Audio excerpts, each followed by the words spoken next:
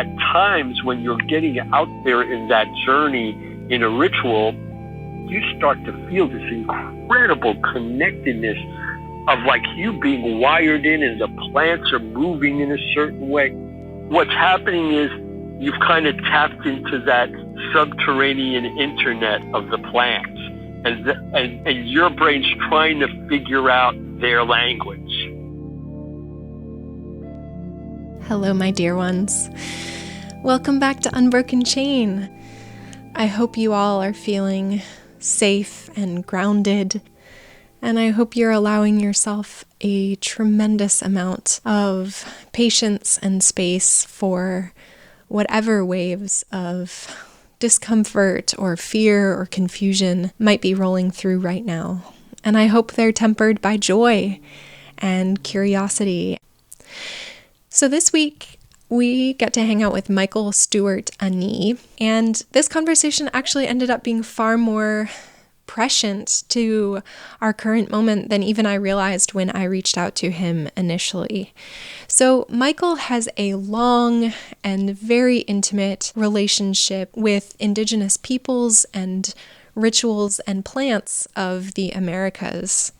In the 1960s and 70s, he lived in the cloud forests of the Sierra Mazateca in Mexico, which is the area where the sacred mushroom grows. And then in the 1980s and 90s, he spent a long time, as you'll hear, with the Yanomami people. And he has written a book called The Ghost Dance, The Untold History of the Americas, and was featured in a documentary in 1994 called Yanomami, Keepers of the Flame. And during his time there, he was extensively involved in fighting epidemics, which, as you'll hear, he and his team was able to successfully treat with plants.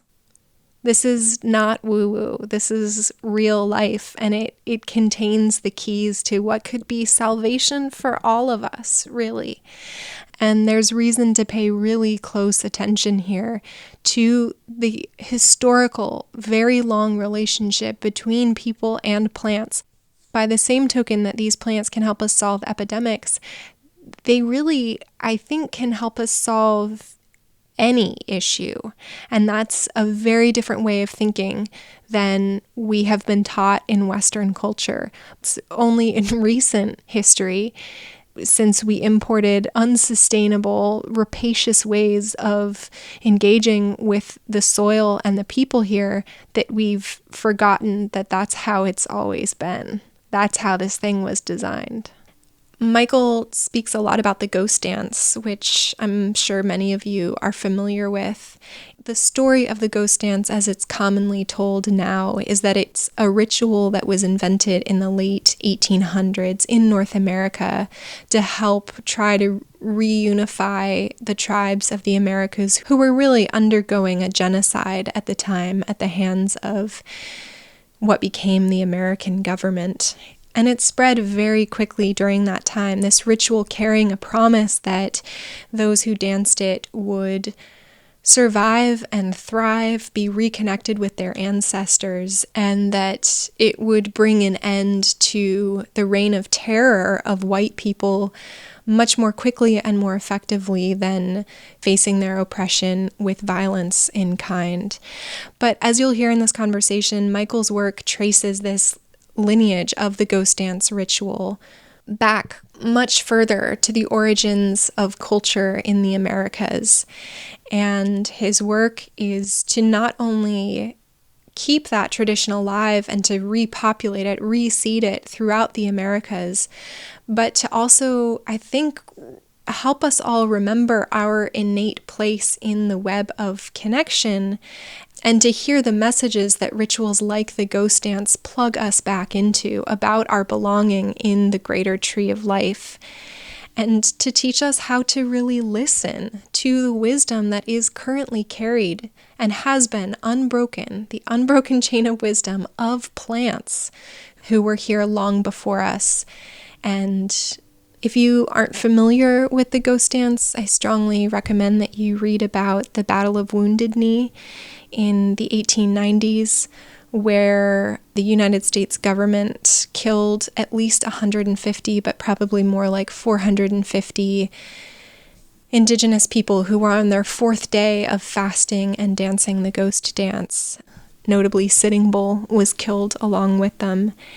And the dance became outlawed, was illegal, along with many other indigenous ceremonies, including Sweat Lodge, and were until 1994, when the American Indian Freedom Act was put in place by President Clinton.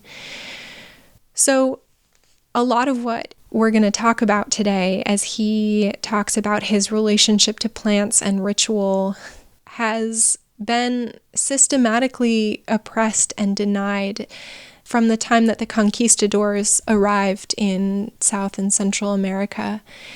And the suppression of indigenous ways of life, of herbal knowledge and botanical medicines, of communication with entheogenic plants, is costing us dearly today. And I am so grateful that Michael has really devoted his life to keeping the steps of the dance, which keep us connected to the wisdom alive. He works with a specific mushroom called Deshetō, as you'll hear, and his book, The Ghost Dance, is really a channeled book. And because he tells the story as he learned it directly from the plants, from the mushroom, he tells it in a way that you're really not going to read in school books that are written in this country. He's been a champion of indigenous causes in the Americas for his entire career. And as you'll hear, that fight is still very much alive today. But I think there's really an invitation in this work to all of us, not just as advocates for indigenous peoples, but to step into our own birthright, to relationships with the natural world. And there are many ways to do that, from working with lineages of sacred plants like mushrooms, ayahuasca, yopo, to growing a garden and learning how to cultivate medicinal herbs that have co-evolved with us for millions of years. This is a wild ride. We cover a lot of ground here, so buckle up and here we go. This is Michael Stuart Ani blasting out the love signal from the Huxley Ranch in Northern California. People sometimes call me an indigenous activist, which I am not. I don't go to protests or get involved in any issues that way. I'm a hardcore environmental person, meaning I really believe the greatest problem facing us is the destruction of our own thread in the weave of nature. So, my thing with the tribes was always, we had a common goal that we were working towards. Not so much I wanted to wear a guayuco loincloth and fly through the trees. That was never my thing. My thing was we had a very common goal, and they recognized it and I recognized it. Outside people didn't recognize it, but they sure did. Mm-hmm. And so we really always worked with the tribes, to stabilize health and maintain the environment. So that's my primary thing. Also, as you probably know, I have a very long history. I'm probably at this point in history, even from the Smithsonian, I am recorded to have been part of more pagan indigenous rituals than any outsider on earth. Mm. I know those rituals very well, and I can do them, and the tribes very much love me. I think they get a kick partly out of that. My accent and everything is kind of a good imitation, but not exact, it's like, and I had great success curing people during the epidemics. As the Yanomami call me, Napo Napo Sike Bruka Bruka Chapuri, which basically means I'm a big medicine man, so that's how they see me. So, of course, the psychotropic plants and how the rituals pertain to the environment, that's a big subject. And the subject that I've been on the last couple weeks, which has been really wild, is the president of Brazil, Jair Bolsonaro, who I don't know if you know or not, but he wages complete war. He wants to wipe the indigenous people off the face of the earth. He got slammed shut a couple days ago.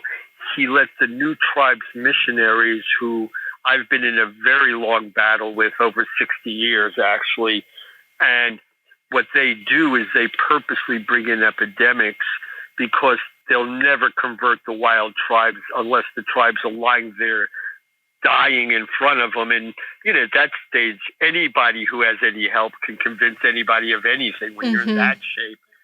So they were going into the Javari to contact the last of two big strongholds on earth of uncontacted people, and we stopped them. They were stopped dead in their tracks this week, and a federal judge in Brazil came out and said that, he wasn't that aware of the subject, but when he saw the barrage in the media, which I was very much a part of with Survival International, he said, I started reading, and it seemed like these people knew what they were talking about. So he studied it and went to the lawyer for the defense for the Javari, and not only did he say that he's going to block them, but he went completely against Bolsonaro and said he will call out the military to stop outsiders from going into the Javari. Wow. So in my whole career, I've never had any kind of victory in a week. Usually they go on for years of headaches. This happened so quick, I wasn't even ready for it. So that was kind of cool. So is it the Yanomami in Brazil that you have spent the most time with? The tribe I've spent the most time with is the Yanomami in Venezuela. The Yanomami are right on the border region in a very remote part of the jungle. They live literally right on the border, because to them, border doesn't mean anything. So you could say, theoretically, half the Yanomami live in Brazil, inside of the border, and the other half live on the Venezuelan side. I actually struggle against Brazil always, who has always had the worst history of anyone with Indian issues. And for many years, Venezuela was by far more positive attitude towards the indigenous people than any other country in Latin America. Thus, how I ended up in Venezuela. And has your work been particularly looking at plant medicines? Well, what happened with me was I was a jungle guy since I've been a kid. I've been in the jungle a long time, way too long, many people say, right? And when the epidemics hit the Yanomami in 1987, I just happened to be the only person up in the Cuenca, up in the region there. And my partner, who was my partner for a very long time, was Francisco Fuentes, who is the head medical officer in the Amazonas for the National Guard, for the Guardia Nacional. So he had the clout. And when the epidemics broke out, we were the very first to report them to the government. Shortly afterwards, I freaked out. It just got too intense. Watching people die every day and suffer is rough stuff, to say the least. And I said, not my monkey, not my circus, I'm out of here. I went to the States, and I was just tortured. I just couldn't come to any peace with it. And then strangely, one night I woke up at like 3:30 in the morning and turned on the TV, the last TV I ever had, actually. And there were the Yanomami on the TV, and they were like talking to me through the TV going, where are you? I mean, to this day, I battle in my brain what really happened, because, I was awake and I watched this. Anyway, I ended up going back, swearing to everyone that I would only put in 6 months. That's all I have. I ended up being there 12 years fighting the epidemic, which gives you a little idea that epidemics don't go away in 2 months like they're telling us. It's not how they work. What was the disease that they were dealing with? Well, what happened there is, which is part of the fear here. There's a concept which is called vanguard viruses, meaning they believe that there are certain viruses that can pave the way for other viruses that could not make it unless those went first. So what happens is, like here, I see corona as a vanguard virus. I don't see it as, quote, the big mamu, so to speak.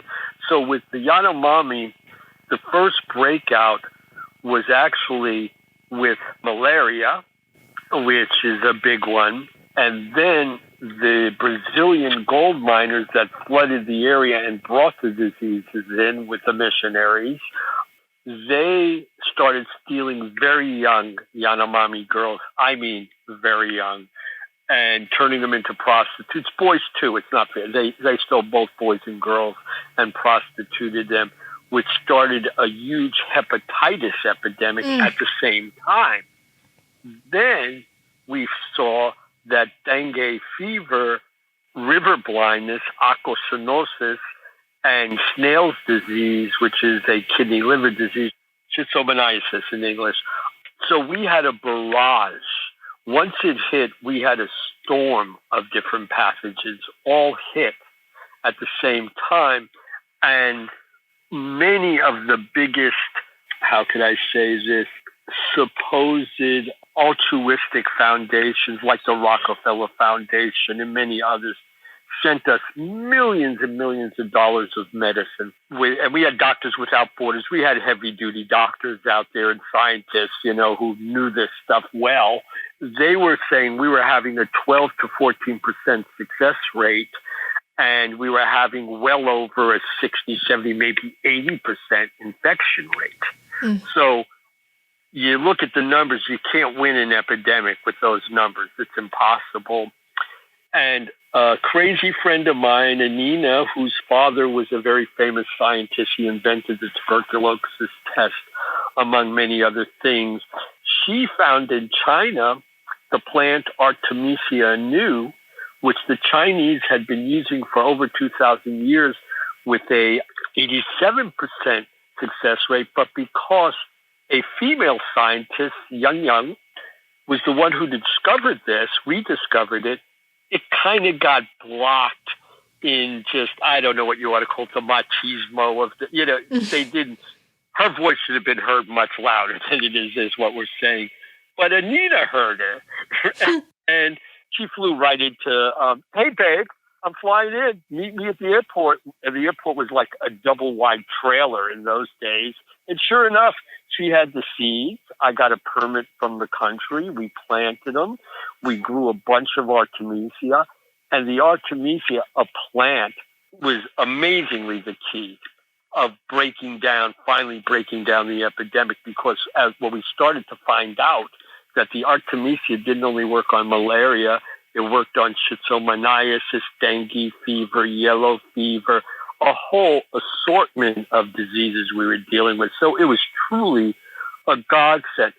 Some people said that I was wrong in bringing in a invasive plant, although Artemisia does not come from the Americas. It grows all over the place now.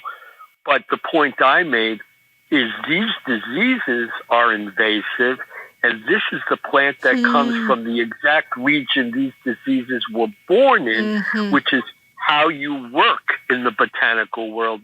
So yes, in the end, our greatest success was with natural plants. And relating to the corona thing, I'm not a doctor, I'm a jungle guide. I'm going to come out and say that the pharmaceuticals are the way to go or not, but I'll point out two things. One is, we've had the common flu for how long, and no one's come up with a vaccine that's not dangerous for that, nor have they really come up for anything for any of the flus. And most of those things are coronas, right? So this woo-woo hope of Gates that, the magic bullet's going to come, I find that to be a lot of ho-dunk. I don't buy that at all.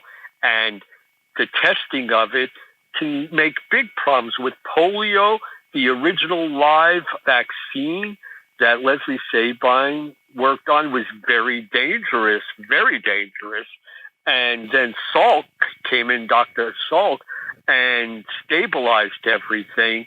If we would have gone full scale with that live virus, we would have given polio to hundreds of thousands of people. So this business of rushing things through like chloroquine and thinking they're a silver bullet in the world of epidemiology is like taking a gun to a school. Nothing good's going to come out of that. Mm-hmm. So how do you understand the relationship between plants and animals and people in terms of like healing and the balance of disease and health? Well, when I'm not a jungle guy or a writer or doing the other things, I've also have a long history of being an organic farmer. And so I've learned, and now scientists are starting to build the evolutionary bridge. It used to be, people started out paramecium and then became lizards, and that, that there was this evolution to become people. But now they're starting to see that evolution actually goes past the animal kingdom to the plant kingdom, because there are certain animals and plants like the plasmodium, the paramecium that carries malaria, has all the mechanism to do photosynthesis. So it means at some point in its existence, it existed as a plant, not as an animal. Wow. Wow. And so I believe the relationship through plants and people is very profound. I believe the plant kingdom has every possible cure for everything wrong with us if we had a different system to figure that out. And getting to my end of the psychedelic revolution, which is I'm not a huge believer in these concerts where hundreds, thousands of people all get loaded and dance around and put on Indian clothes and think they're having a spiritual experience. I don't know what. It has nothing to do. I know it's fun, and I know it can help people in their emotional states dealing with civilization. But to draw the bridge that this has anything to do what indigenous people practice in the jungles is an incredible leap. It's really a leap. So I believe that the plants that they use in ceremonies, such as ayahuasca, sacred mushrooms, yopo, these different things, that it's really a means to tap into the plant world, to create a dialogue with that world, with those people absolutely have. And we, because I know that from living in that world so long, this world has almost zero network set up like that with the people anymore. We're just, once again, barely scraping the surface with the psychedelic revolution. So I see the plants in two places with that. On one side, I see the psychedelics and the research that's going on at Johns Hopkins and Stanford and other places, that's showing that it's having tremendous success with dealing with traumas, neurosis, social problems of our culture, of the Western culture. But to communicate with plants, to communicate with nature, because, listen to our newsmen, they're wrong, or the newswomen, they're wrong all the time. We have nobody that's communicating, and a big part of the problem we're in today is civilization needs stability and the seasons to come and the rain and the sun to come in order to produce food. So civilizations that stay in one place, they're not nomadic, can survive. And that's our Achilles heel. We've lost any communication with that. And I believe the way I've seen the plants used in ceremony in the jungle is a way to absolutely reestablish that communication.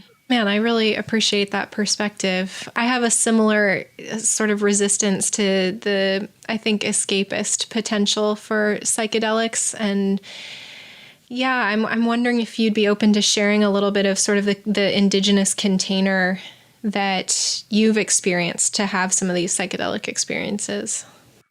Yeah, I have two big stories for that. Well, the psychedelics, as I said, work in a certain way, and they really can break through. I'll be honest. I first took LSD in, I believe, 1965 when it was still legal. And boy, I don't know if I would have gone on this crazy life journey I went on, because that surely shattered my world. Yeah. But I noticed something in the jungle, because I've been with really, really remote. They called us the Orinoco Wild Bunch, because we were a group of Sandinistas, jungle guys, scientists and anthropologists that got presidential permission to go into these regions. So these regions like the Siapa in Venezuela and the Javari on the border of Brazil, you've got to get very high up permission. It's not like you could just go out there unless you're an illegal gold miner. And so what I saw was, with truly uncontacted tribes, the medicine people only took the plants when someone was sick, when there was a treachery or war possibly involved, or at the specific holy days of their culture and of cures to cure people. They were never taken for spiritual enlightenment, for nirvana, awareness in any way. I mean, I was having a conversation with Wade Davis a few months ago, and we were laughing, and he turned to me, he said, "Did you ever feel that bliss, enlightened, sattva type of thing on ayahuasca?" I said, "No, I mean, actually quite the contrary." And he said the funniest line, because Wade is truly one of the great last anthropologists, poets, and he has great lines. He said, "Gee, for me, it was kind of sucking on a she-jaguar's tit and then her throwing me into a pit of serpents." Yep. I said, that's closer to the experience for me, So what I realized was, as the tribes got closer to missionaries and anthropologists, they started taking the plants, their entheogens, much more, as if they felt they were losing their culture, and they figured if they took it over and over again, it would push them back into their culture. And of course, that never worked. They ended up prostitutes and alcoholics. That didn't work at all. So I see the same thing here. I'm pretty free-spirited, and I went through the 60s, so far be it for me to tell younger people, don't do that, because it's the nature of younger people to explore, and I think that's a great part of it. The advice I give is, if you're doing it for an emotional, traumatic neurosis, try to go more with the guidelines, what they're laying down and studying these days, because I think it would help you more. Like, if you can, having a coach there, maybe not a coach, maybe just a babysitter, a dear friend, that if you break a glass or something goes wrong, you can continue on your journey, and they're like, okay, I'll pick up the glass, you're good. But if you're truly interested in the aspect of these plants and their relationship to the plant kingdom and nature, then I suggest that, yes, you can take them to open your door and take them again, yes, but do not get in the habit of, okay, I'm just going to keep on taking ayahuasca and it's going to make me enlightened or aware, because I assure you 100%, I've seen people doing that for many years now. It never works. It ends up kind of the opposite. It really can be damaging in a way. These plants are profound, and because of that, they have a grave danger to them also. Can you unpack that a little bit? What do you mean? In terms of damage when they're being pursued for something that perhaps they don't want to offer. There we go. Perfect. I have a very dear friend, and she is a world-acclaimed mystical illusionary artist, psychedelic. She doesn't call it psychedelic, and her form is actually kind of Dutch classic. It's not really that, but she's profound and very good. And we're very old friends. And years ago, she called me up, and she was one of the first people I knew who got into going to Brazil and doing it. And her husband did it purely to have visions for their artwork, because that's how their minds work. We see things, and we have the technical ability to actually illustrate them very well, to say the least.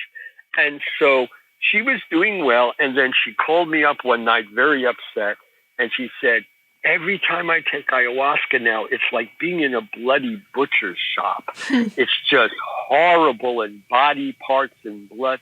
I said, well, sweetheart, that would tell me to let off for a while.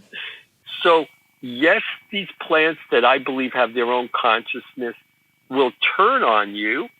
2, they will keep you at a distance. And 3, done in the wrong situation, there's physical dangers involved. I mean, I come from the era of the bad trip, when people would decide they could fly and jump out a 3rd-story window. Not a good thing. Anything that's sacred to you, if it is, never abuse it. I mean, a story I tell, my other story is, there's a guy out there who's been around for years already who claims that he became a Huichol shaman back in the day when I was with the Huicholi a few years after. But I pretty much for years knew every outsider in Huichol country, never heard of this guy. And what he does is he takes Anglo people to places like Greece and, beautiful places, dresses them up in Huicholi outfits, costumes in this way, and gives them peyote and claims that he's been given the lineage. So I say to myself, when I'm doing ceremony, if I make one mistake, if I do one thing that the plants think is me not respecting them, they are so harsh on me. I mean, they don't cut me any slack at all. Yet this guy makes lots of money kind of being a sideshow con man, and they don't seem to hurt him at all. So I asked a medicine person, a dear friend of mine, an elderly woman who knows a lot about this, and she giggled at me and she said, it's like a junior high school principal with a troubled kid. If they don't see that they can help this kid and the kid's just a big pain in the neck, they go, sure, anything you want. They kind of push the kid to the side. She said, the plants don't care about this guy, so they wouldn't even waste the time trying to reprimand or show him because he'd never learn. So I have that much belief. I think the plants have a real awareness, but it's different than ours. It's more like the internet, actually, where when I first took ayahuasca, I had to learn every plant and the different types of mud and all the insects. They drove me crazy with all the stuff. I like learning that stuff, but they were really emphatic that before you take this plant, and I had already taken psychedelics and psychotropic plant form before then, and I was like, well, come on. And I was young. I was very young. And I was like, God, they're just torturing me. I don't like this. I'm going to go somewhere else. But then I took the ceremony and I realized when they do it, what they do is they learn everything in the world of that plant, everything that grows and lives around that plant. And then when you take the ayahuasca, it brings it all together. So when a medicine person, a paichi or curaca, heals with ayahuasca, they almost never use the ayahuasca to heal. The ayahuasca shows them what other plants you use to heal. So if you don't know those other plants already, the ayahuasca has no meaning. And so this idea of just taking it over and over to reach a samadhi state makes no sense to me. Taking it and let it tear away the veil of illusion and see into this other world, do it again and experience that other world. But then it's time for the thing people here don't want. They don't want to do the homework. That's what I see even with the coronavirus. Everyone wants a magic pill. Everyone's preying on this vaccine. Vaccines sometimes work, sometimes do horrible things. That's the why real epidemiologists do real, not analytical or anecdotal studies. They do real closed experiment studies that you get some real results from. And so I see on a scientific level, on a political level, and on a young cultural level, the Western world is always looking for the pill magic bullet. Mm-hmm. And I've learned in the jungle, it's mostly hard work. It has very little to do with magic bullets. Mm-hmm. So it sounds like plants sort of see themselves as, I mean, clearly they're communicators and they're working together, but they're pro-connectivity and pro-healing. It seems like they certainly have an agenda for continued survival. Oh, well, now you're on one of my favorite subjects here. Let's be realistic. This was their planet long before it was animals, and surely long before it was Homo sapien erectus's planet, and then, so we've turned them into background scenery and hedges, but that's just because they're very good at being cool and laying back plants.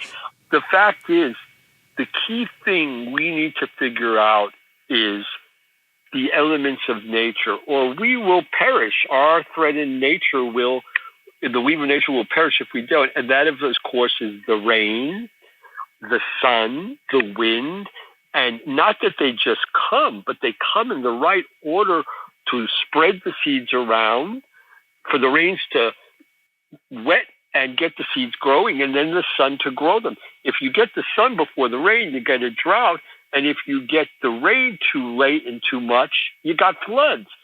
So the plants, we are so connected to them here, and their mindset, because when people say, communicating, no, I don't believe that any tree I walk up to and hug is going to tell me its story. That's not me, right? But there's a mycelia that grows beneath the earth, and I believe that the true tree of life was not an arboreal tree. It was this subterranean tree. Mm-hmm. And through this mycelia, aspen trees that grow hundreds of miles away from other aspen trees are completely connected and can send minerals and humates and different things to help another grotto in trouble over great distances. So it's kind of like the internet, the brain of the plant world. They all hook into this mycelia, and then we've been given this incredible gift of certain special plants that can communicate. They're like what I call Jane Goodall plants. They've learned interspecies communication, and I adore Jane Goodall. So I always refer back to her, because to me she proves something incredibly profound, but because she's so someone from both worlds, she's so light-handed about it. It's just the beauty of her as a person, which I adore. So these plants can interspecies communicate. Now, you take a mushroom or ayahuasca and they're talking to you? Oh, no. It took me 12 years to learn the language of Deshetō. It's taken me many years to learn the language of ayahuasca. So it's not an automatic thing, but I actually believe they have everything that we need, and they have the means to communicate it to us. So the psychedelic movement is kind of our childish, naive first steps to make that bridge, which is fantastic. I mean, revolutionary on every level. But I don't want like what I saw in the 60s happen. I don't want that to happen again. And it sure seems like when we started out, history is going to repeat itself again. Mm-hmm. Even just what's happening with cannabis, it's so based in capitalism. Any gains that we've made in this country feel just really at the expense of like actual healing. In California, they have done everything in their power to destroy the incredible curative power of that plant. Ugh. And what they did here is classic. Laurier Jacks, who is the cannabis czar in California, loves to get out and say, I've never tried it, and I don't even know anybody who has. So wait a minute. So you're going to bring an outsider in, and please forgive me, indigenous people, because you have suffered way more, but it's the same wheel. So you bring in an Indian agent who's never met an Indian and is not really that interested in them, and you put them in charge of the reservation. How's that going to work out? Mm-hmm. And that's what they did in California. They purposely put basically a corporate treasury agent in power. And if I wrote a book of every single thing they've done wrong in California, where I know, that's what they've done. The curative quality and the strength and variance of abilities has not improved at the least. It has gone 500 miles in the wrong direction. The dispensaries have garbage. All the laboratories lie like crazy. Their tests are algorithms that make a general conclusion. It is a bag of bull. It is just absolutely, and the sad part is where I live was one of the key places where they did the first big work with children with grand mal seizures and many other. We in fact, we had a hospital section, a part of a wing of a hospital dedicated to that here. And we really pioneered in Sonoma, and Sebastopol pioneered that a lot. We've had kids here that were almost vegetables. I mean, they were having 28 grand mal seizures a day. Can you imagine that? A poor kid? And all of a sudden, I know these kids, 3-4 years later, they have a slight seizure a week. I mean, incredible Magic. Possibility. Yeah. Magic. And they have crushed that. And now this junk that they're selling, it does not put out the right stuff. This whole lies with the testing of the THC quantities was completely bull. Although CBDs truly have deep medical values, almost nothing has been figured out. And I would guess 95% of the CBDs on the market are semi-worthless. Is that because of pesticides?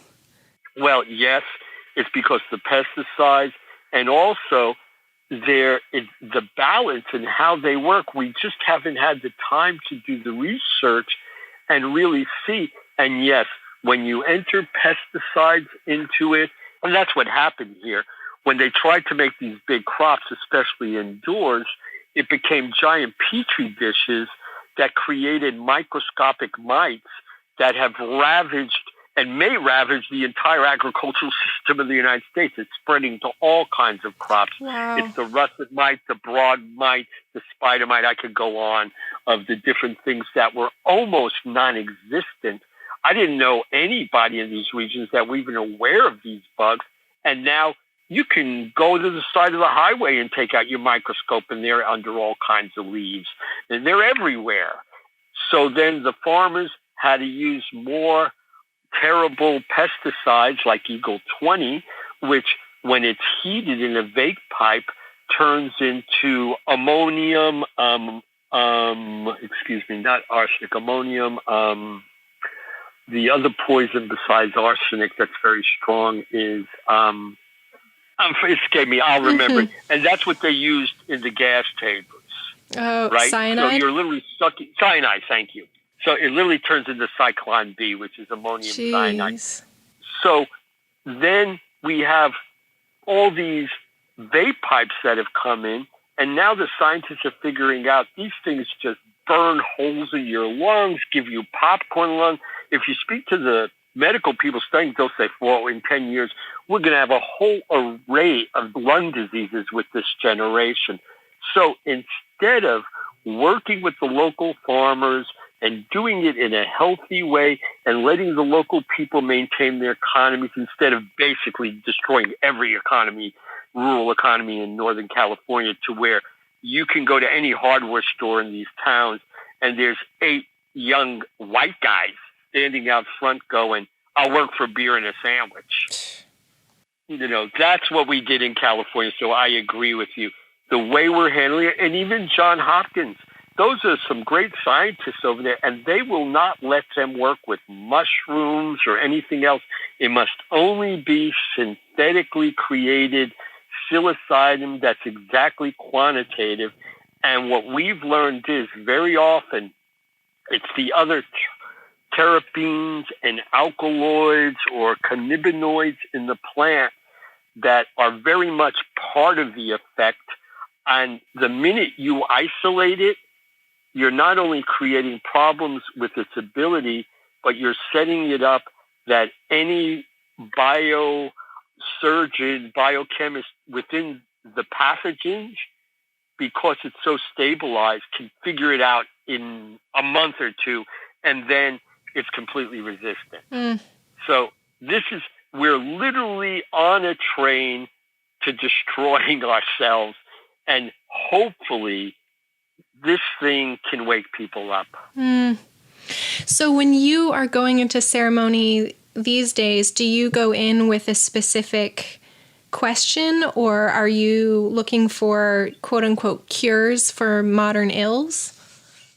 I am a person who I only do every year for over 50 years. I do 3 specific ceremonies that I do every year. And I only do them in the deep forest. I'm a hardcore traditionalist for myself. Not saying for anyone else, for me. So I really stick to what I call the old time religion, right? And I do those ceremonies. I also, I don't put it out there as a curandero or a shaman, but if someone comes to me that's ill, that I believe I know something that will help them, it is my nature to help. So I will do that. Sometimes I don't use any entheogen whatsoever to do that. Many times I don't. Sometimes I need to look inside, because for me, when I do it, it's kind of like an X-ray. I can see the body as like a basket, and I can see tears in the basket. So for me, what I'm doing during the ceremony is actually being a basket mender, weaving together that sore spot so it can grow in the person and get strong again. So in that way, I go in with an agenda. But typically when I do a ceremony, well, let me put it this way. I start the ceremony a month before I actually do the ritual. There's a whole process I have to go through to bring myself to that moment. Of course, in this belief system I'm part of, there's one moment at dusk when the animals of day go to sleep and those of night wake up and start making their noises. And if you live in the forest, there is literally a couple minutes where the forest goes silent every day. It's people miss this, but it's real. And so I only do my ceremonies, except for the ghost dance, which is my main ceremony.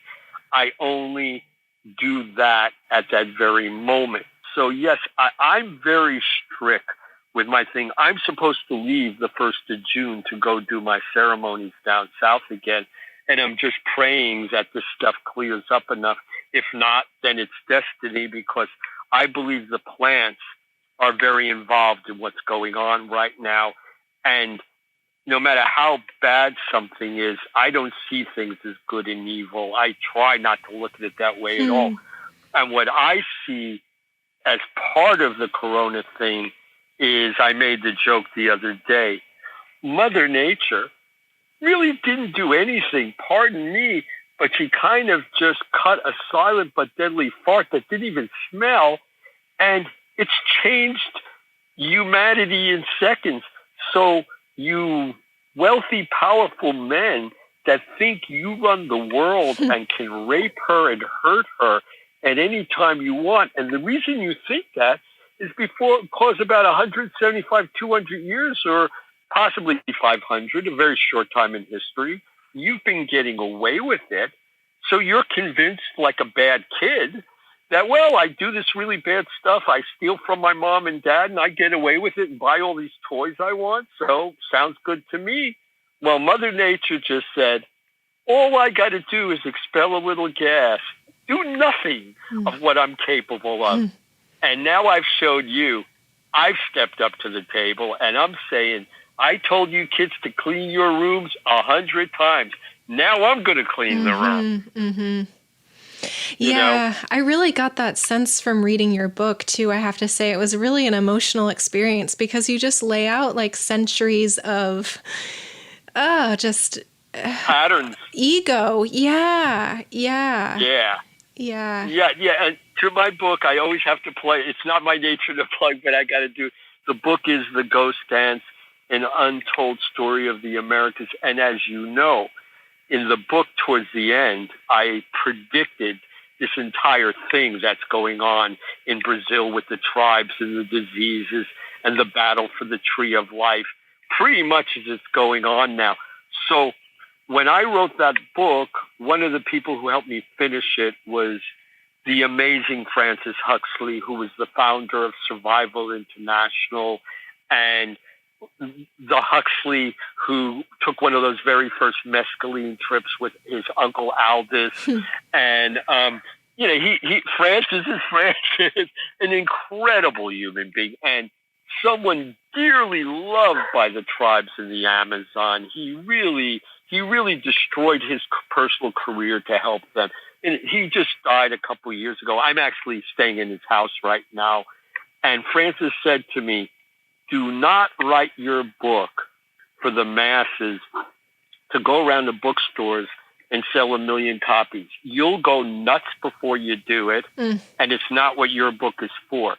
Your book is for certain special people to read it who can do things where it really makes a difference, I feel.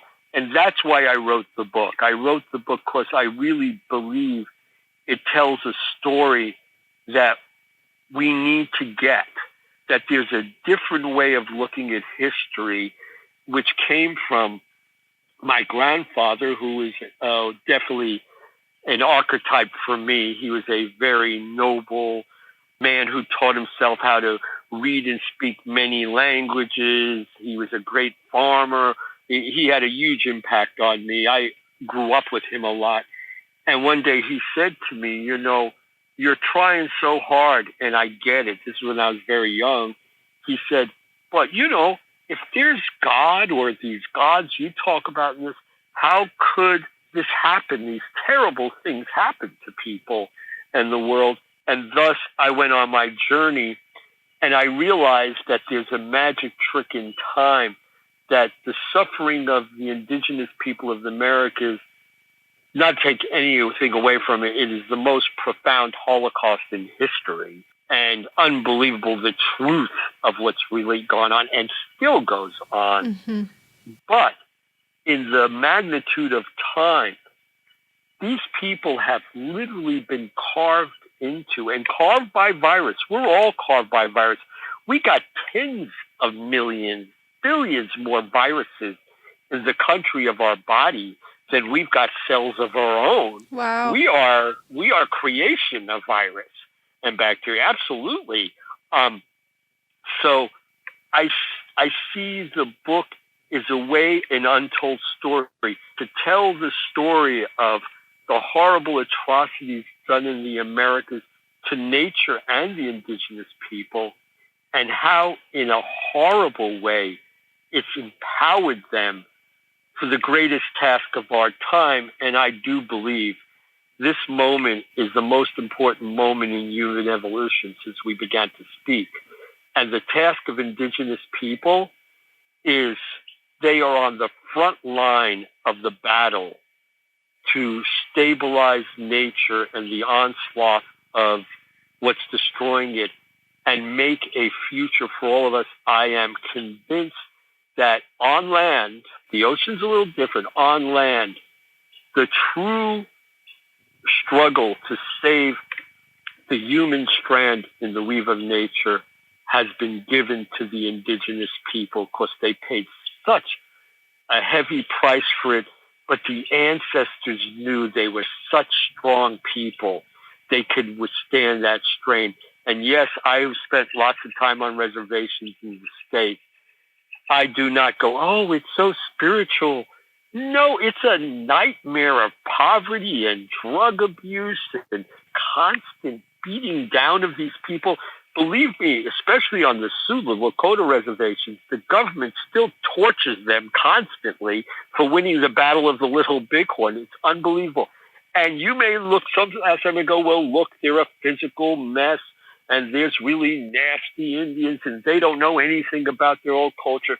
But let me tell you something about even the beat-up people. All that may be true, but inside, that seed is still alive in almost all of them. It's an incredibly beautiful thing to witness. Yeah, I was really... throughout the book, it seems like there's kind of two onslaughts happening. On one hand, you have the invasion of colonizers who are bloodthirsty and gold-thirsty, and they bring their smallpox and just outright slaughter. And then on the other hand, you have the loss of connection to ancestors and to the gods. So I really took away from the book how we have to not only stop the abuse, but it's like a reconnection into the wisdom of the other side of the veil as well. You got the meaning of the book. The book is written in the form of a pre-Columbian codex where there are actually three stories going on. The two stories you mentioned, very insightful, really likes that. And the third story is, I think it's in the fourth chapter, the Toltec ghost dancer goes into the underworld, into the Mycelial, into the black flower, and he goes through a grail journey to rise up and be more than we ever dreamed we could be. And I do believe that is the beauty of human beings. We have tremendous potential we haven't tapped into. And so the Grail story is the actual personal journey of what you go through. And I'm not that character, but I have taken that same journey through the underworld. I know the journey. So those are the three journeys that are going on in the story that come together in the end. And I don't want to necessarily in the book completely portray the Europeans as the bad guys and the indigenous people as, the pure good guys, because I don't see history in that way. I see mostly gray area, but certain people, groups get out there and, and that has to come into balance. And as I point out in the book, most people believe the destruction came with the conquistadors, which would be mostly Amerigo Vespucci, Christopher Columbus, and Cortez and the Pizarros brothers. But what I point out in the book is the actual destruction began with the Aztec long before they came, because when the Aztec moved from the north, from Aztlan, and came to the Central Valley, they wanted to become servants of the Tlaxcala and the tribes there. And they kind of won them over years of being their pairs, their gardeners, their servants. And then when they got their confidence, their god Huitzilopochtli said, now kill them all and take over. And when they did that, the Aztecs went wild building monuments and pyramids. And we as Westerners, I stood at the top of the temple at Chichen Itza, and I felt, my way of looking, the real medicine people were in the forest. They didn't have nothing to do with those temples except having their children and themselves sacrificed on them, or made slaves to build them. And if you believe in this underground subterranean tree of life, building those temples, quarrying that rock, putting those heavy weights, putting the roads, was destroying that subterranean tree of life long before the conquistadors came. So the tree of life is a physical thing as well as a spiritual? I believe the tree of life is truly one mycelia that's grown underneath all the continents of the Americas as one. And experts in this, not me, experts like Paul Stamets and other people have pointed out that the research shows that there actually was one massive mycelia that connected all the Americas at one time. So yes, I believe that it is very much a physical thing that still today pulls all the plants and all together. So at times when you're getting out there in that journey in a ritual, you start to feel this incredible connectedness of like you being wired in and the plants are moving in a certain way. What's happening is you've kind of tapped into that subterranean internet of the plant, and your brain's trying to figure out their language. Pretty beautiful, that. It really is, and it's incredible that it's just available to us through these portals, through these specific, helper plants that want us to tap in. It's amazing. Yeah, and this is one of my discussions that we're going to do. I'm speaking with Dennis McKenna and possibly Wade Davis this week. And one of our big subjects is exactly that, is do these plants actually communicate, or is it the human mind using them to do it? So Wade told a story, and Dennis, of how people they were around said, no, it's not from how we would think in our mind. It's from our environment that we pick it up. And I take that a step further. I do not believe that ayahuasca, making that incredible formula, which is like a scientist today couldn't have come up with it, our best couldn't come up with it. And to say that it was done by trial and error, I think the odds of that are 5 billion to 1. If you ask any intact indigenous person in the forest who, once again, my thing is almost every tribe I've been with, everybody lied to me for almost 2 years before they told me any truth. So I always laugh at these people who go to the jungle, meet a very westernized tribe, spend a week with them, take ayahuasca, and all of a sudden they figured the whole thing out. Amazing to me, or I'm an idiot, and it just took me 50 years for what they could do in a day. I guess, I'm very dumb, I guess. But my belief is absolutely what they say. They'll look at you dumbfounded and go, huh? The plants taught us.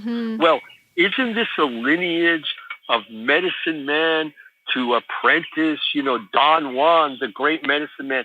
Well, I will tell you, and it's part of my study, that type of go and find a shaman and study with them and then get your diploma of being a shaman was completely made up by Carlos Castaneda in his books and has nothing to do with any indigenous cultures of the Americans. You have to go right to the plant or right to the spirit or right to the place. The people have to witness that you have a direct communication with them and the ancestors. And then the old people, in their own personal style, would be more like a road person and kind of help you to stay on the path. In my case, my plant is Deshetō, and they have never once in 52 years gotten between me and Deshetō. They let me and Deshetō communicate with each other. And at one point, Carlos Castaneda came out there because actually his books were about the Mazateca, one of my original region where we go to. We just got back, and that's where my ranch is. And when he came out there, he was with my Mazatecan wife's grandfather who has died, and I got very angry at the old man, who was a great, great healer, and the character that I'm pretty sure Carlos used to make the character Don Genaro in his book, who he said was the greatest Nagual in all of the Americas. And to me, he was just grandpa, you know. Like, he was an amazing guy, but, you know, he waked up with a stiff back and he went and did his work and told jokes, and his grandpa held the kids. And I went to him finally, very young and upset. I was not even legal age at this point. And I expressed to him how angry I was that I worked for him like a dog. I cut cane, I take care of the animals. And this guy out of nowhere comes with a couple bucks, and you tell him all your secrets all days long, laughing with him and feeding him while I'm working like an idiot. And he looked at me and said, "That's because you are an idiot." And I'm like, huh? He said, "Did I take him to meet Deshetō? Has he set foot in that forest where you know any outsider we kill who goes into that forest?" No, I sat here and told him bullshit stories and made a few bucks. Now get back to work. You know? I went, sorry, Grandpa, you know? Wow. Yeah. When you talk about the ancestors and the gods, is that for you synonymous with that tree of life, or do you see particular entities? No, they're very particular. They're two different things. I'll do the gods first because it's simpler. I've been asked many times, do you believe in God? And I always jokingly answer, that all depends on which gods you're talking about. You know, some people had gods that told them to go and kill millions of people, you know, in Europe, and surely not any god I relate to, you know. You know, interesting god you got there. But to me, who the gods are by name. They're Chiconsiqua, the rain god; Chiconindo, the god of the plumed serpent; Chicontacosho, the lord of the mountain; Jaguar heart of the mountain; Icotle, the earth goddess. They're the gods of the elements of what we live in. For me, all of nature, all those sacred things, and of course, above all, Mother Nature, who I am a big believer that the earth itself is a living feminine form, and it has its own form of consciousness and awareness, maybe not ours, and it is very much a Pachamama. It is a true entity. That's called Tlique. That's the Mother Nature God, and all her pantheon around her. Those are the gods. The ancestors are a different thing, because I know now with this find your genetic lineage, which I find lots of holes in. I think it's basically like everything else that goes on here. They're mostly scams. They got a certain amount of truth and about 75% wiggle room on that truth. For me, though, I came from a very humble background, and I've lived a lot of my life with humble people. I don't believe it's the bloodline that the royalty of Europe are special because of their bloodline. Au contraire. Although I will say this, Prince Charles, who's been involved with the Yanomami, he's actually a lovely guy, so I'm going to take him out of the rest of the batch. So I'm not a believer because, you know, some big politician's son or daughter, that they're going to be a great politician because your mother was a great rock singer, you're necessarily a great philosopher. The blood is too egotistical to me. But the lineage that I believe in is the lineage in the soil, meaning we were all, well, maybe, I don't know, I'm first generation, so maybe you weren't born in the United States, I think you were, but we're born in the Americas, not the United States, the Americas, the whole thing. And I believe it's in the soil of the Americas is the ancestry, because on a very simple level, when you go walking somewhere and you walk on the soil or the dirt, what is that?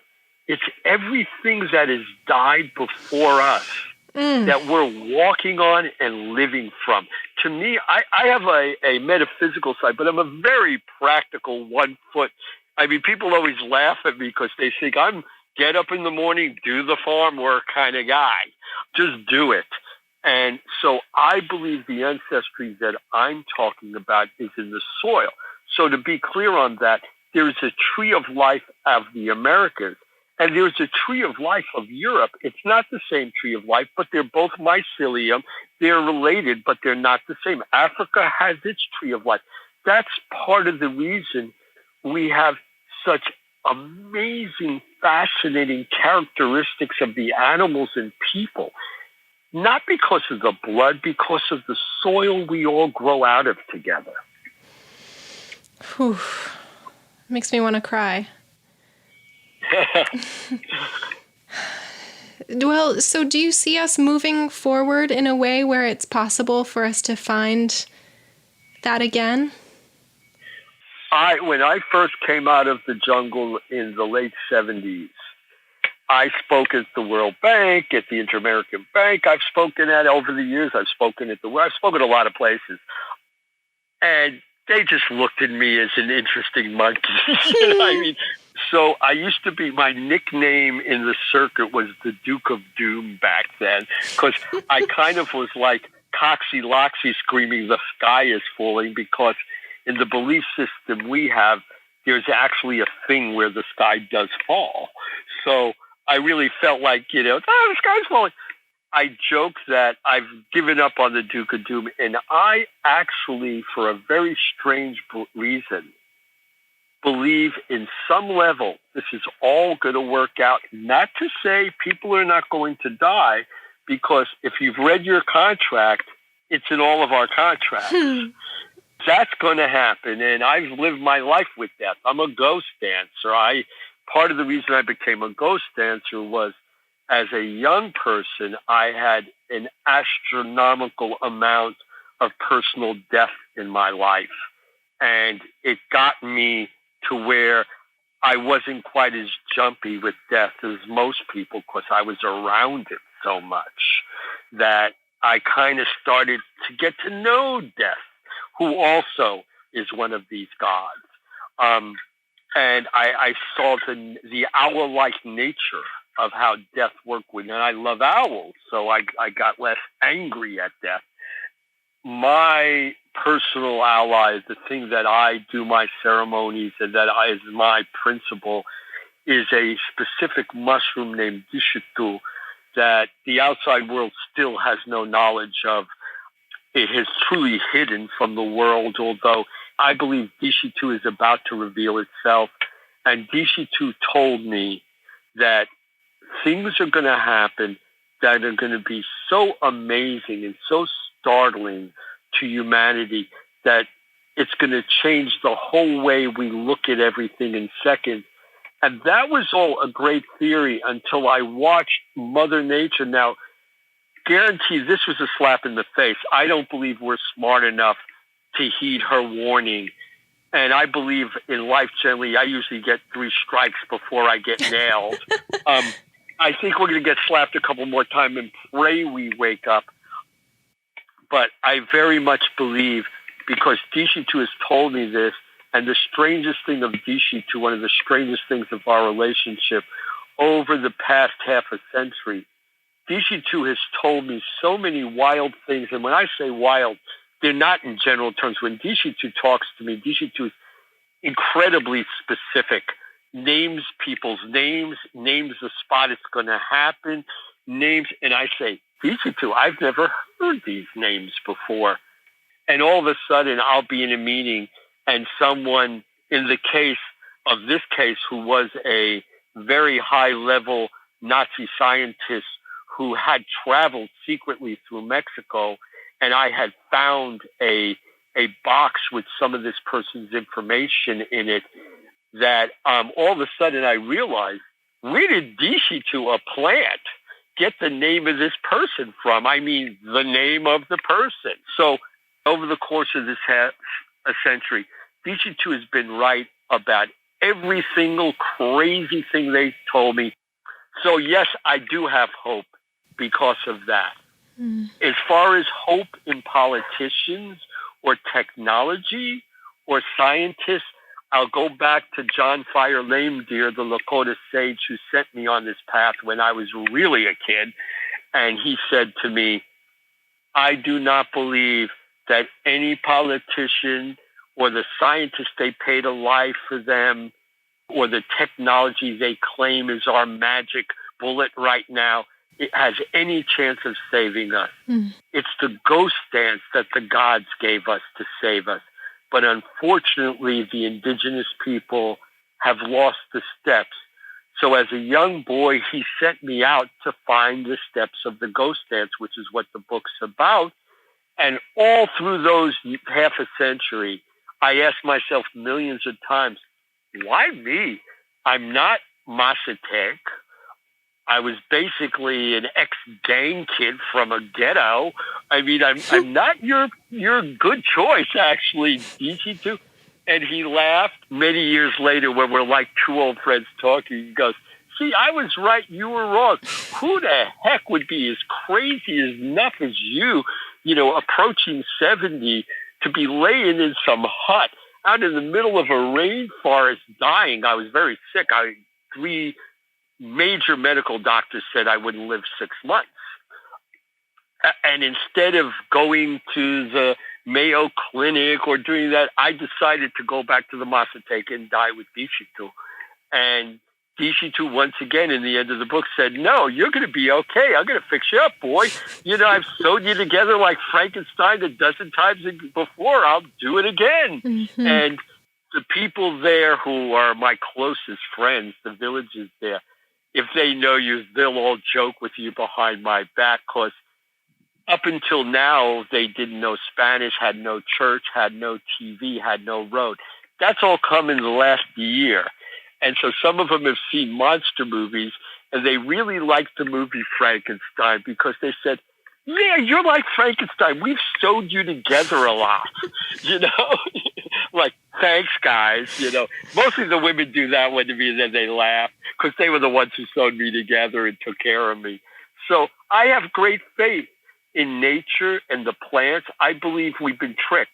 It's the plants that are in control, not the politicians. They're a bunch of ding-dongs. And because they can cause us great fear and physical pain, that's the only reason we believe them.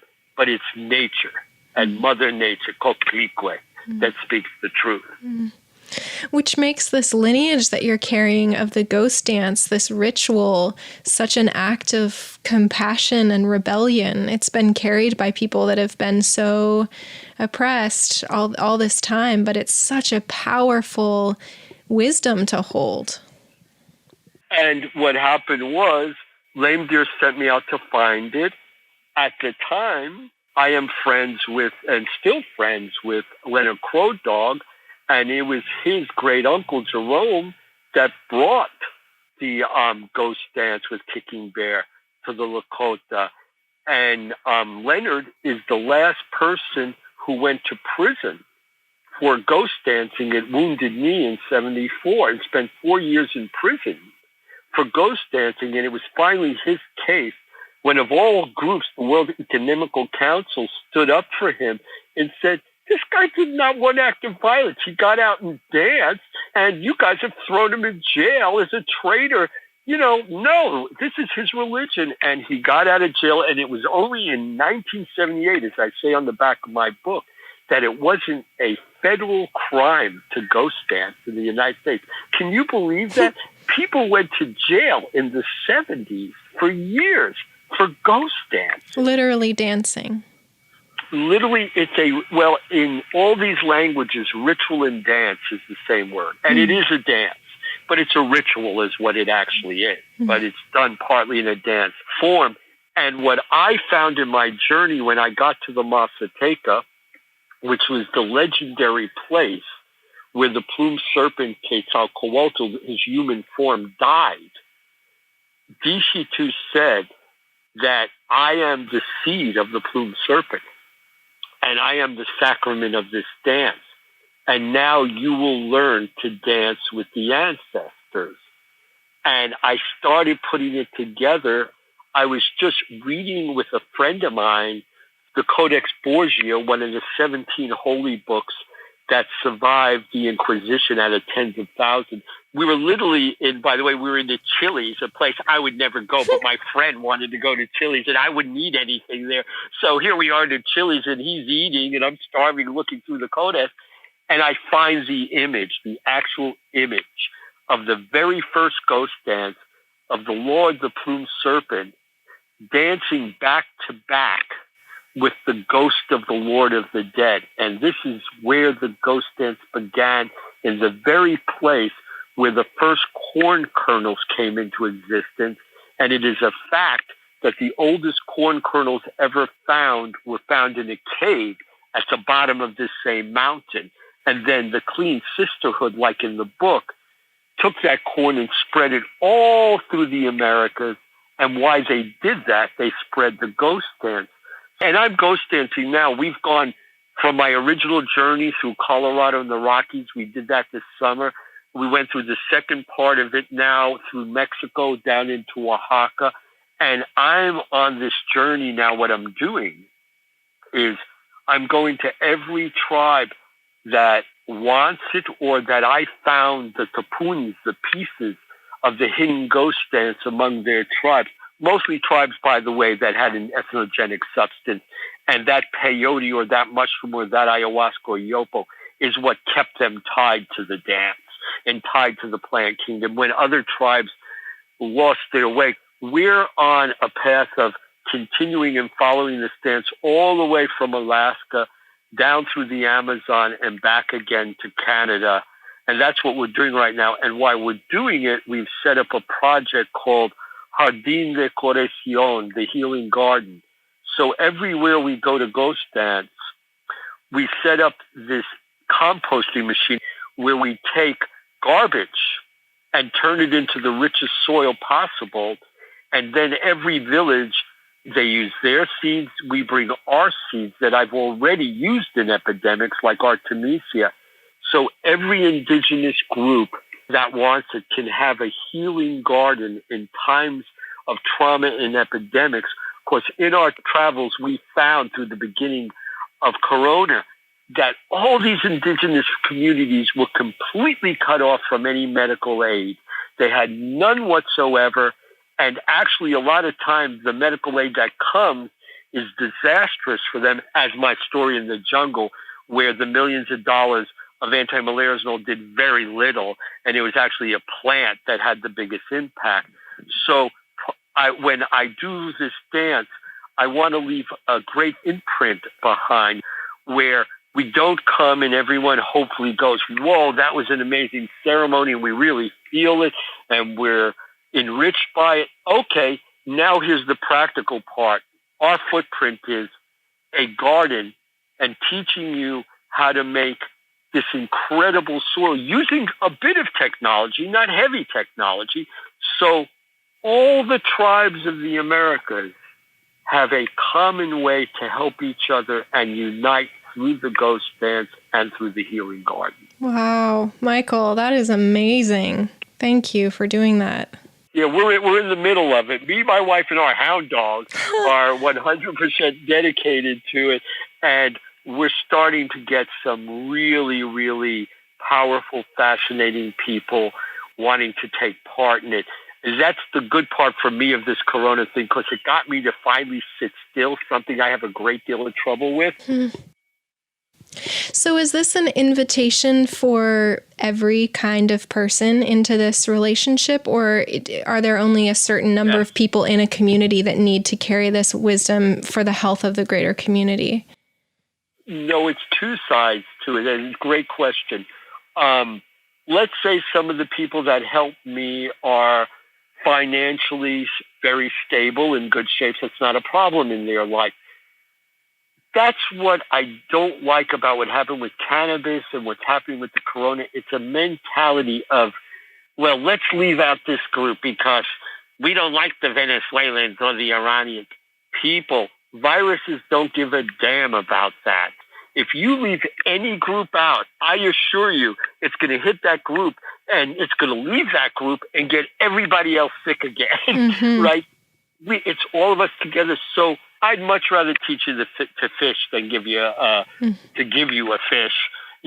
That's my way. So the products we're going to grow from these gardens is a business, and a business for these communities that need businesses and good healing businesses that heal the earth while you do the business.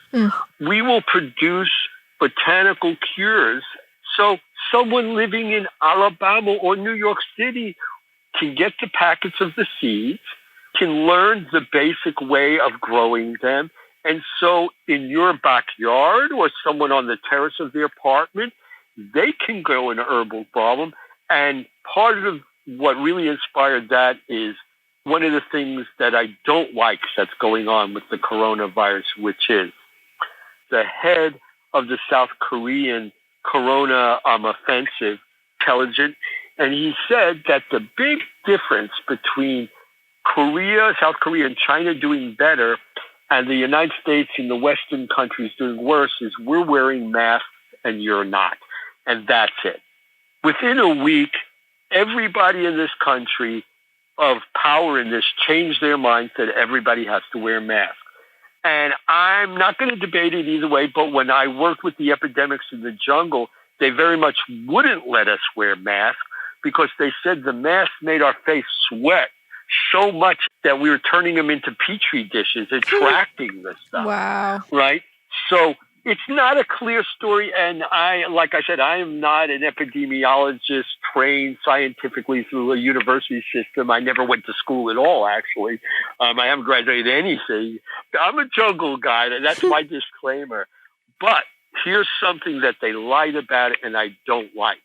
In South Korea and China, and the report just came out a couple of days ago, in the regions where they used their Western knowledge or whatever, modern knowledge, along with the traditional botanical knowledge of the regions, they've had astronomically greater success.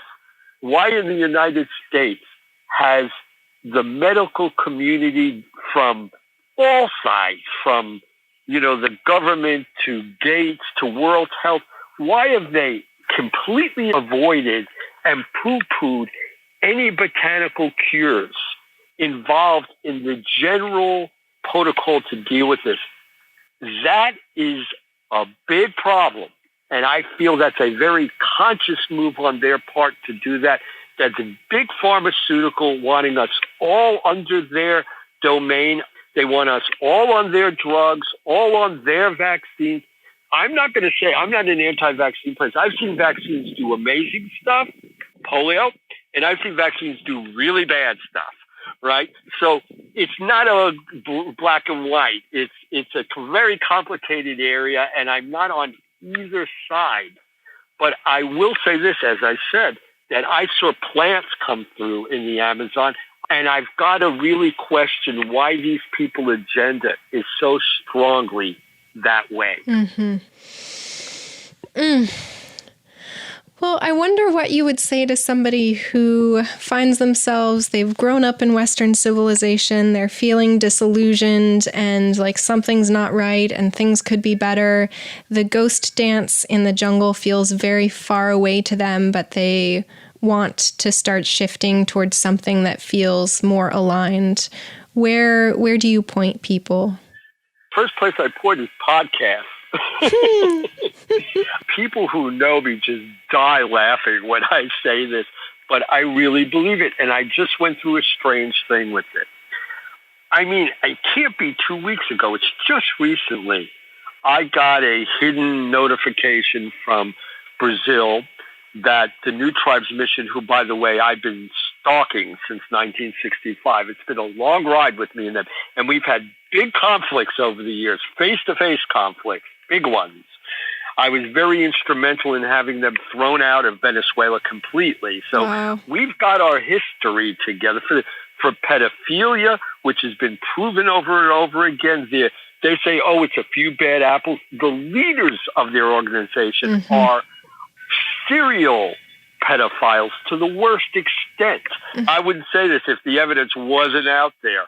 And so what happened was I get this notification and I immediately call Stephen and Fiona Watson from Survival International. And I was like, God, there's no hope Stephen, they're going to get in and they're going to kill those uncontacted tribes, although there's very few and they're not the mass of indigenous people that need help. They hold the wild and the free. And I believe it's that wild and free in all of our genes, all of us, even someone living in New York City, as you say, someone far away from this, that really kicks in and keeps us alive through all the pandemics and all the wars and all the terrible things that have happened to humanity. There's something about us that keeps going. And it's that essential wild and free spirit, which, by the way, the United States has made such a huge thing over history. The land of the eagle and the wild free. Well, they stole that all from the Indians that they killed. They were the ones who had that thing. Yes, that is America. That's why I love the Americans. I'm an Americanist. I'm an American boy all the way, even though I'm a first generation, but I love America. And when I say America, I don't mean the United States. That's just ego.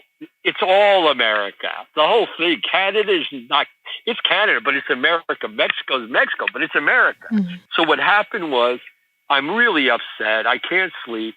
And then all of a sudden, I get a late night email from Stephen that this federal judge in Brazil is going to block the New Tribes missionaries from going into the Javari where we were fighting.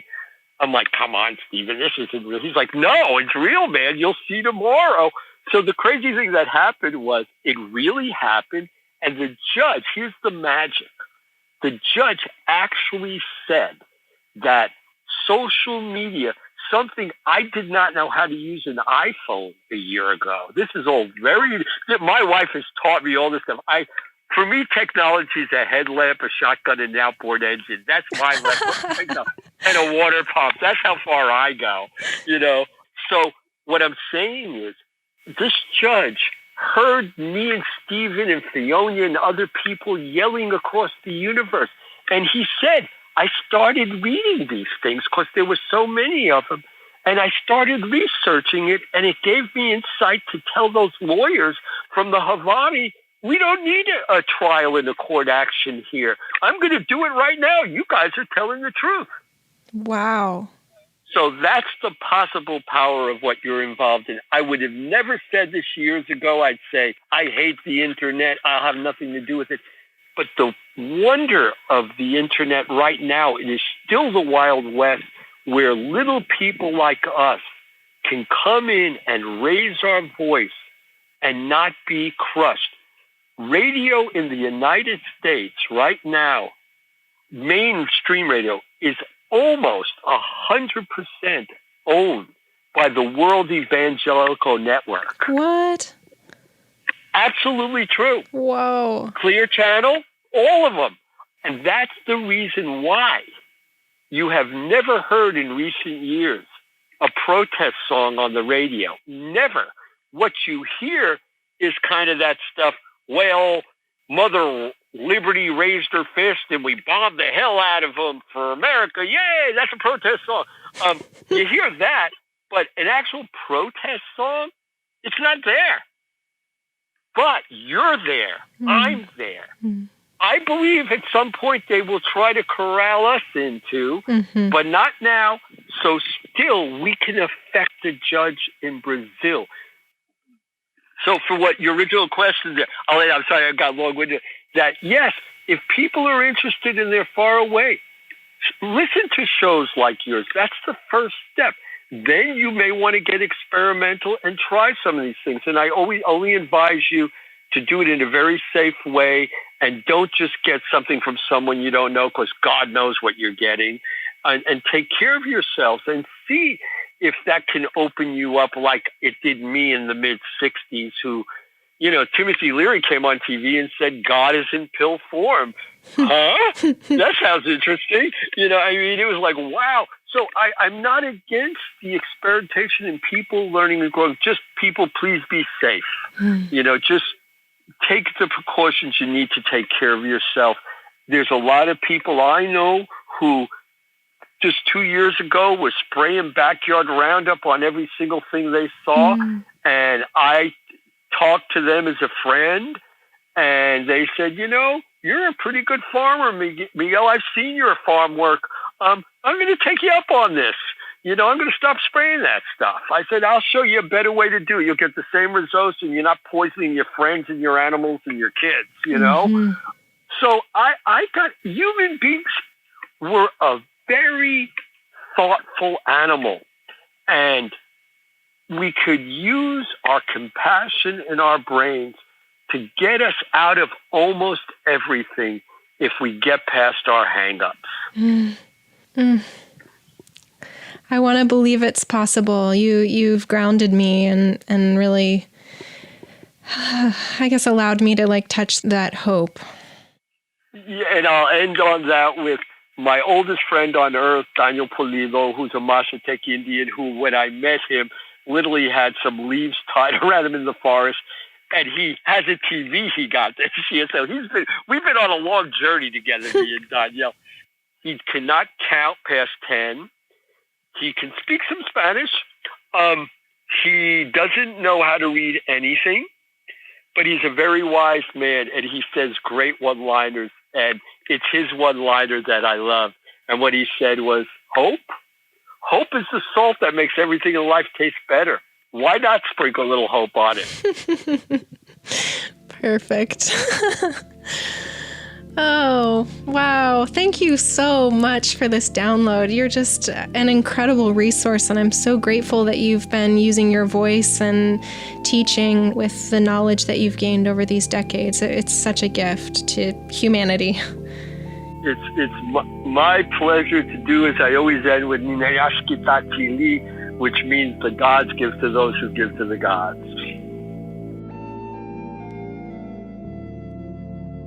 What a person.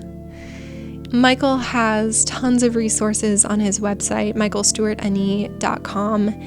You can find his book there, and I also highly recommend that you follow him on Instagram at The Ghost Dance.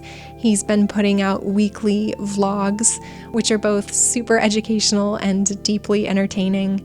And I have to say, I think Michael has the most majestic mustache I've ever seen. You can, of course, also find me on Instagram at Mara James and on my website at marajames.com. Consultations are available there as well on a sliding scale if you're looking for some sanctuary and a compassionate ear, now or anytime. I love you so much, and I'm so grateful that you come to hang in this space with me and all these beautiful souls. I feel you out there, and I'm sending you so much tenderness.